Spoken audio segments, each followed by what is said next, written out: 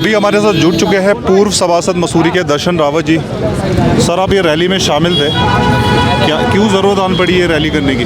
देखिए, ये रैली की ज़रूरत इसलिए पड़ी है कि पिछले 3 वर्षों से जो जॉर्ज एवरेस्ट का मामला है उसमें हमने लड़ाई लड़ी, और लड़ाई लड़ने के बाद मानी बहुत ज़्यादा, कभी मंत्री जी के चक्कर, कभी सरकार के चक्कर, कभी डीएम साहब के चक्कर, कई बार हम जॉर्ज एवरेस्ट में जाके हमने पर्सनल वार्ताएं की कि भाई जो लोकल आदमी है, वो जो रोड है, ये कॉमन रोड है, ये आज आप इस रोड पे आने जाने से किसी व्यक्ति को नहीं रोक सकते। और इन्होंने क्या करा, जो लोग वहाँ दुकानदार थे, जिनके घर थे, उन लोगों तक आने जाने में वहाँ प्रतिबंधित कर दिया था।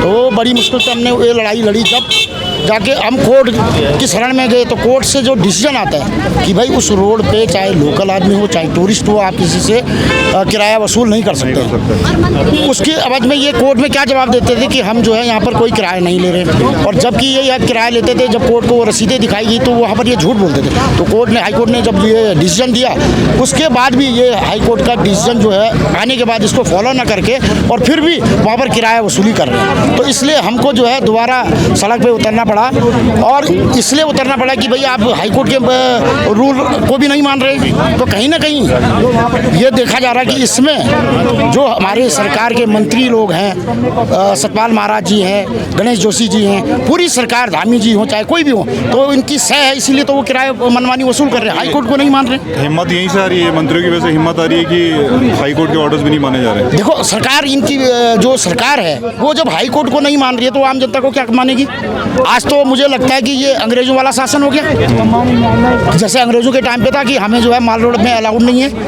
यही स्थिति ये बीजेपी सरकार कर रही है कि आप, हमारा शहर, हमारा सब कुछ, हमारा पर्यटक स्थल, और हम ही को वहाँ पर बैन किया जा रहा है, हमें अपने घरों में नहीं जाने दिया जा रहा है। तो कहीं ना कहीं ये सरकार की मनमानी है। ये जनता के दुखों से, जनता के रोजगार से, जनता के भविष्य से इनको कोई लेना देना नहीं है। इनको केवल अपने से मतलब है, और इसमें बहुत बड़ी जो है इनको सह सरकार के द्वारा मिली है। जैसे गणेश जोशी जी हो तो यहीं के विधायक है, तो उन्हें क्या अपनी जनता का लग नहीं रहा है यार, जनता परेशान हो रही है इस चीज़ की वजह से? अगर लगता तो वो इस प्रकरण में आते ना, उन्हें जनता की क्या पीड़ा है? एक राखी बंधवाने जरूर आ जाते हैं वो, और जनता जो है देख रही है उनके, ये जो है अब इस टाइम तो मंत्री हैं, मसूरी के लिए क्या करा, सड़कों के हाल देख लो।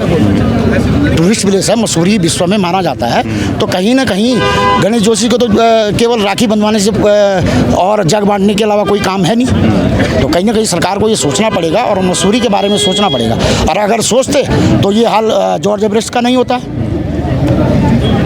तो कहीं ना कहीं सरकार की मिली भगत है, सारे जो है ये बीजेपी के एक साथ होके और जनता को लूटने का काम है। आपको लग रहा है नगर पालिका को कुछ करना चाहिए इसमें? नगर पालिका का रोल होना चाहिए था।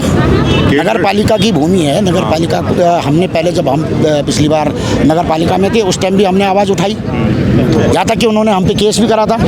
तो केस करने से कोई वो नहीं है, हमें डर नहीं है, मगर ये है कि शहर के हितों के लिए तो लड़ना पड़ेगा।